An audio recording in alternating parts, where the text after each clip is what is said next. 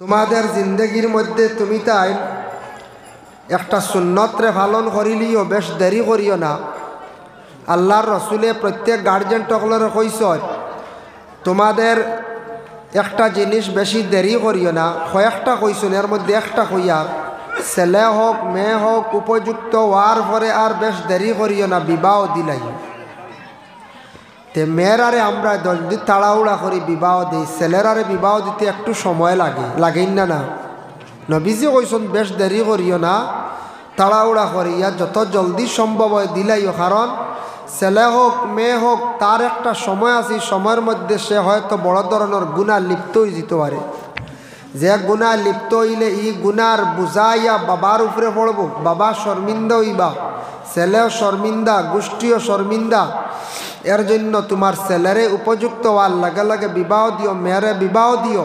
তবে ছেলেরে বিবাহ দিতে একটু আমরা দেরি করি ও কারণে তার পড়ার লাইফ আছে।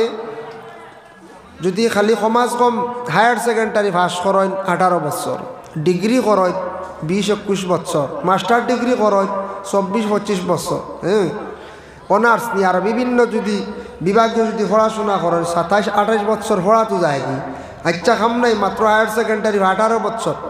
18-র পরে একটা ছেলে সে একটা কাজও ব্যবসা বাণিজ্য হাতর কাজ শিকক, কোনো ব্যবসার লাইনে হোক, মোটামুটি ব্যবসা হাতর কাজ শিখতে শিখতে খুঁটি ধরতে ধরতে 23-24-25 বছর হয়ে যায় না ওই যায়। এক ছেলে যদি তার জীবনে শুধু যদি খালি বাবার গড় খায়, হাতর কাজ থাকে না, শিক্ষাও তেমন থাকে না, যত বাবার সম্পদ হোক উপযুক্ত ফ্যামিলির থাকি উপযুক্ত মেয়ে আনা সম্ভব হইতো না। তখন মানুষ এটা জাস্টিফাই করব, কইব ছেলে যদিও বাবার সম্পদ আছে, জমিন আসি কি আর আছে, টাক আছে, দোকান বা আছে এখন ছোটো গাড়ি এখন দল হইলে কি তৈব ছেলে এগু বেকার, কোনো কাজ কারবার জানে না, কইবাই না কই যায়। মানুষের সামনে উবাইয়া মাতাও জানে না, বাজারও গেল হিসাবও আনা যায় না। বাবার সম্পদ হইলে কি তৈল রবা, এগু তো চলইয়া নাই, এগুর হাত পাও থাকিয়াও নাই, কাজ কারবার জানে না। মানুষে মেয়ে দিতে সময় বাক্কা বাঁচিলায়, বাঁচেন না কই যায়। ছেলে কর্মী দেখিয়া যদি একজন মেয়ের ছেলে যদি গরিবও হয়, তার পরিবার যদি কিছু গরিবও হন, ছেলে যদি সচ্ছল জ্ঞানী কিবা তো ছেলের যদি মোটামুটি রানিং কাজ বালা হাতর কাজ বিভিন্ন ছোটো ব্যবসায়ী যদি হয়, মানুষে কইবা ছেলে চলইয়া আছে, মেয়েগু দিলাই, বাত্তি যোগী দিলাই, বাগনি দিলাই, দেখইবাই না বেশ দেরি করেন না। তার কারণ কিতা, ছেলেরা জীবনে সে নিজে কর্ম করিয়া নিজের পায়ে যত সময় পর্যন্ত সে দাঁড়াইছে না, অত সময় তার জীবনের সে মূল্য বুঝতে পারত না। বাবার ঘরও তো আমরা সারাই খাইছি, 18-20 বছর বুধও হয়েছি না, এর বাদে তো সারাইয়া হিসাবও ঢুকছি না। সেও আছে 22-24 বছর হিসাবও বুধ বৈত্রা না, সে 25 বছর এখনও বুধ বৈত্রা না। আর ইলাও সেও আসন ইনু মহফিলত থাকবা 12 বছর তাকি উপরে মই উঠি গেছে, ওলা নাই বুঝা উঠি গেছে, বা মরি গেছ, হ্যাঁ বা মরি গেছ, জীবনে তার উপরে বোঝা উঠি গেছে, এখান তাই নিজে বুধ বৈত্রা। এর জন্য বিশেষ করিয়া রসুল্লাহ ফরমাইন জলদি করিয়া ছেলে এবং মেয়েরারে তুমি তাই কি করিও, বিবাহ দিলাইও। কারণ ইয়া থাকছে গিয়া হয়তো কোনো ছেলে বা মেয়ে বড় ধরনের গুণা কবিরা লিপ্ত হয়ে যেতে পারে।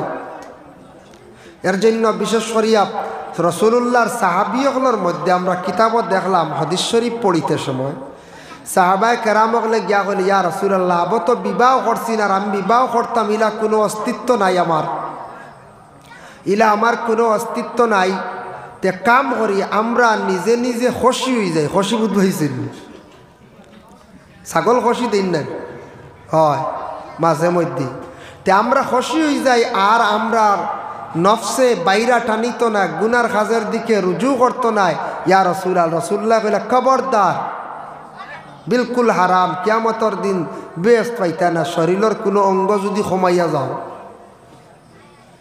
যারা সুইসাইড করিয়া মারা যায়, বিষ খাইয়া ফাঁস লাগিয়া মারা যায় না মাঝে মাঝে, আখটা গুছা উঠি গেল দেখবা দড়িত লাগি গেছে না, যে কোনো সময় দেখা যায় 2 জন এক দড়িত, ইলা দেখছেন নি আপনারা সোশ্যাল মিডিয়া, হয় 2 জনের সম্পর্ক হইল বাদে খেয়েও দেই না মিলাইয়া হইরা তে 2 জন স্বর্গে যায় গিয়ে, স্বর্গে গেছে গিয়া পুলিশের ঠানিয়া নামাইয়া নিয়া মোটামুটি পোস্টমর্টম করিয়া বুক সিরিয়া একবারে ফেট উঠ সিরিয়া মগজ বার করিয়া একবারে খালি করিয়া দেওয়া হয়েছে বলা না ও এর আর কিয়ামতর দিন প্রশ্ন করাই বাবা তোমার সারা অঙ্গ দিয়ে আমি দিছিলাম ইটা কমি কেনে জবাব দিতে পারতা নাই তখন তাই সঠিক মাথাও লাগবো ফরিস্তাগুলো সাক্ষী দিবা এরার বিলকুল জাহান্নাম ছাড়ার কোনো রাস্তা নাই যারা কুফরি অবস্থা মৃত্যুবরণ করব বিষ খাইয়া ফাঁস লাগিয়া মরব নদীত নিজে নিজে ডুবিয়া মরব গাড়ির সামনে পড়িয়া আত্মহত্যা করব ইটা কুফরি বহুত এরা ইমান লিয়ে জমিন থেকে বিদায় হয়েছে এরা কিয়ামতর দিন এরা আল্লাহর কাছে গিয়া কইবা আল্লাহ কইবা তোমার শরীরের অঙ্গখানে কমাইয়া আনলে যার জন্য বিশেষ করিয়া খসির মাসলা আইছে আমরা দেশের কিছু মানুষে ছাগল খসি দেননি না দিলাই খসি যদি এটা আম রেওয়াজ করবা না যদি দেখুন কোনো ছাগল ইটার বেমার বিলকুল কমের না এগুর বেমার কমেন না ডাক্তারে কইছে অক্টারে ও খামটা করিলে তার রোগমুক্ত হয়েছে বেমার কমব তা হইলেও ছাগলটা খসি দেখুয়া নতুবা খসি না আর বলে খসি বানাইতাম বড় করিয়া দুইটা বেশ করি পয়সা পাইম এখন 20,000 ইলা যদি খসি খালি সারায় দেওয়া প্রচলন করেন বেহুদা কোনো বেমার আজার নাই কোনো প্রয়োজন নাই কোনো জরুরত নাই তাহলে আপনি গুনাহগার হইবা সাহাবী হলে কইলে ইয়া রাসূলুল্লাহ আমরা রে আপনি হোক আমরা খুশি হয়ে যাই গিয়া বলে না না খবরদার আল্লাহ কিয়ামতর দিন প্রশ্ন করে দিবা তোমার শরীরের অঙ্গ খেনে কম এটা জায়েজ না তুমি তাই রোজা রাখো তুমি তাই খালি রোজা রাখো শরীর কমজোর হইব আর গুনার কাজে দিকেও যাইতো না আগ বাড়িতো না ওইভাবে সাহাবায়ে কেরাম হলে আল্লাহ রসুলের কাছে গিয়ে পরামর্শ লইছেন আমরা ওলা যারা পীর মুর্শিদ দর্শি সাহাবকলর কাছে গিয়ে আমরা ওলা পরামর্শ লইতাম আরেকজন সাহাবী গেছেন গিয়া জানান ইয়া রাসূলুল্লাহ ইয়া হাবিবাল্লাহ আমি তো বিবাহিত একজন পুরুষ আমি জীবনে বিবাহ করছি কিন্তু আমার গরিবী দূর হয় না ইয়া রাসূলুল্লাহ আল্লাহর রাসূল ফরমান যাও তুমি আরেকটা বিবাহ করিলাও রাসূলুল্লাহর আদেশ ক্রমে সেই সাহাবী গিয়ে আরেকটি বিবাহ করছেন বিবাহ করার পরে আরো কয়েক মাস চলিয়া গেল তারপরে সেই সাহাবী গেলা ইয়া রাসূলুল্লাহ আপনার আদেশ ক্রমে আমি দুইটা বিবাহ করলাম তারপরে এখনো পর্যন্ত আমার কোনো গরিবী হালত যায় না রাসূলুল্লাহ ফরমায় যাও আরেকটা বিবাহ করিল কয়টা হইল 3টা আমরা এলা কোনো সাহেবে কইবানি বিবাহ 3টার কথা কোনো সাহেবে কইতে কইবা বলে এই আর কোনো সাহেবও নাই এই কিজাত সাহেব খালি বিবাহ করার কইবাই না কই যায় আর ইলা খে কইতাও না আর ইলা কইতেও কেউ বিবাহ করবানি আওরি বলে জি না নবীজি কইসন সাহাবীগুলোর তো শক্ত ইমান আসলো নবীজি কইসন লগে লগে মান নিছেন 3টা বিবাহ করার পরে আবার গেলা ইয়া রাসূলুল্লাহ ইয়া হাবিবাল্লাহ আমি 3টা বিবাহ করলাম কখনো গরিবী দূর হইল না আল্লাহর রাসূল ফরমান বিবাহ করছো ঘরের বিবিগুলোরে কিভাবে রাখছো বলে ঘরের মধ্যে রাখছি বলে তুমি খালি বিবাহ করডা ঘর রাখিয়া খালি খাওয়াইত্রায় বিবিসকল ঘরের মধ্যে রাখছো ঠিক আছে ঘরে কিছু বিবিসকলরে খাজ খাম দেও বলে কি খাম জঙ্গলে যাও বাঁশ আনো ময়ূর পাখির ডানা আনো আনিয়া দাও ঘরের বিবিসকলে হাতর কাজ আরম্ভ করকা অটোমেটিক তুমি জিনিসপত্র বাজার আনিয়া বিক্রি করবাই আল্লাহ তোমার গরিবীর হালতরে দূর করবা আবার নবীজির আদেশ ক্রমে পাহাড়ে গেছন গিয়া বাঁশ আনছন ময়ূর পাখির ডানা আনছন আনিয়া ঘরের বিবিসকলর হাতের মধ্যে দিলা দিয়া কইলা অগ বিবি আমার রাসূলুল্লাহ আদেশ করছেন তুমি তার হাতের কাজ করো মানে বাঁশ দিয়া কি করন বলে বিভিন্ন ধরনের মানে হাতিয়ার বানান হলই টুকরিওটা বানানিও না ডালা কুলা বাইন কাঠ এতে বুঝা রাসূলুল্লাহর জমানাত নবীজিও কইছেন বাইন কাঠ করার লাগি না বাইন কাঠ করা আরম্ভ করার সময় তানর ঘরের বিবি হলে একজন একজন করিয়া সারায় বিভিন্ন জিনিসগুলা বানানি আরম্ভ করছো ফাঁকা বানাইছন ময়ূর পাখি দিয়া ময়ূর পাখির ডানা দিয়া বানানির পরে ওগুলা নিয়াত সামিয়ে নিয়ে বাজারের মধ্যে বিক্রি করা আরম্ভ করলাম বিক্রি করা আরম্ভ করিয়া আস্তে আস্তে ঘরের মধ্যে পয়সা বাড়া আরম্ভ হইল কয়েক মাস পরে গিয়াখন ইয়া রাসূলুল্লাহ আপনি আমার এমন নসিহত করলা আমার ঘরের বিবি হলে সবসময় বিভিন্ন জিনিসগুলা নিজের হাতে বানায় আমি বাজারও বিক্রি করতে করতে এখন প্রচুর টাকার মালিক হয়ে গেছি ইয়া রাসূলুল্লাহ হয়তো আমি পরিমাণ সম্পদের মালিক হইয়ার আমি কিছুদিন পরে যাকাতর পর্যন্ত মালিক হয়ে যাইতাম পারি সুবহানাল্লাহ তো এই ওয়াজ শুনিয়া আমরা খেয়ে আউরি বর্তমান সময় ইলা না এখন গিয়া কইতাম নি খাইল বড় বেতু বাসে দিয়ে বলে বাইনঘাট করো হ্যাঁ বড় এখন একজন মহিলা যদি জানো না এখন যদি সারাই যদি বড়ুয়া বাসার বেতু বাস নিয়ে যদি কই বলে বাইনঘাট করো এটা গরিবই দূর হইব হলে বেশিতে পারেন বাজারও গিয়া এখন দরকার আছিল জি না ইটা হলে হলই লিয়া বাজার যাইতে পারতে না সরমও লাগবে টুকরি লইয়া হারা লইয়া এটা খুব কম এটা আমি খোয়ার উদ্দেশ্য হইল যে নবীজি কইসন আর ও জিনিসটা শিখাইয়া দিছন এর লাগে কোনো দরিদ্র যদি অসহায় পরিবার হয় তাহলে স্বামী বাস দেখুয়া সাগর স্ত্রী বানাকুয়া বাড়িতে বিক্রি করকুয়া স্বামীর সাহায্য হইল গড় আল্লাহ গরিবই দূর করব সুবহানাল্লাহ। যার জন্য আল্লাহর বান্দাগান পবিত্র কালামুল্লাহ শরীফের মধ্যে আল্লাহ পাক রব্বুল আলামিন ঘোষণা করেন ইয়া আইয়ুহান নাসুত্তাকু রাব্বাকুমুল্লাযী খালাকাকুম মিন নাফসিন ওয়াহিদাতিন ওয়া খালাকা মিনহা যাওজাহা ওয়া বাসসা মিনহুমা রিজালান কাসীরান ওয়া নিসাআ। এই আয়াতে করিম হইল কোরআনের আয়াত। বিবাহর আগে আবার খুতবা পড়া হয়, বিবাহর আগে খুতবা পড়া হইল গিয়া সুন্নত। নবীজি তাই নিজে পড়িছেন, অসংখ্য সাহাবায়ে কেরাম হলর বিবাহর মধ্যে আইজ অবধি নবীজির সুন্নতটার এখনো পর্যন্ত জারি আছে। বিবাহের খুতবাটা পড়াইয়া থাকছে গিয়া বলে কি সুন্নত। এখন বিবাহর খুতবা পড়া সুন্নত।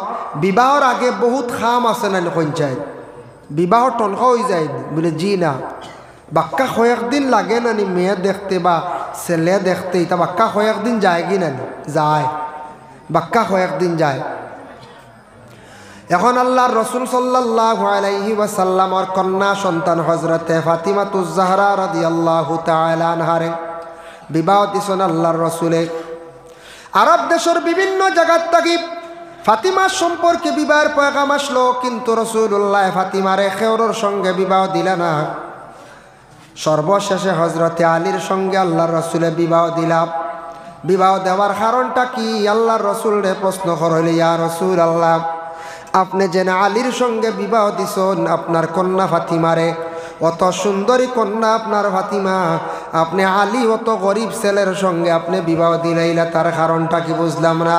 আল্লাহর রাসূলে ফরমায় বহু বড় বড় আরব দেশে মক্কা নগরে প্রতাপশালী ধনী বাড়ির তাকি আমার মেয়ের বিবাহের পয়গাম আসছে, কিন্তু আমি দিছি না। ও কারণে আলীর মতো একজন সাহাবী, আলীর মতো একজন মানুষ মিলানি বহুত কঠিন বলে এখানে বলে আলীর মধ্যে দিনদারি আছে, আলীর মধ্যে দেখলাম পরহেজগারি আছে। যদিও আমার আলী গরিবও যদি হইয়া থাকুন, তাহলে আমার মনের ধারণা আমার মেয়ে সন্তান ফাতিমা আলীর ঘরে জীবনে তাই দৈনন্দিন জীবন খাটাইতে পারবা।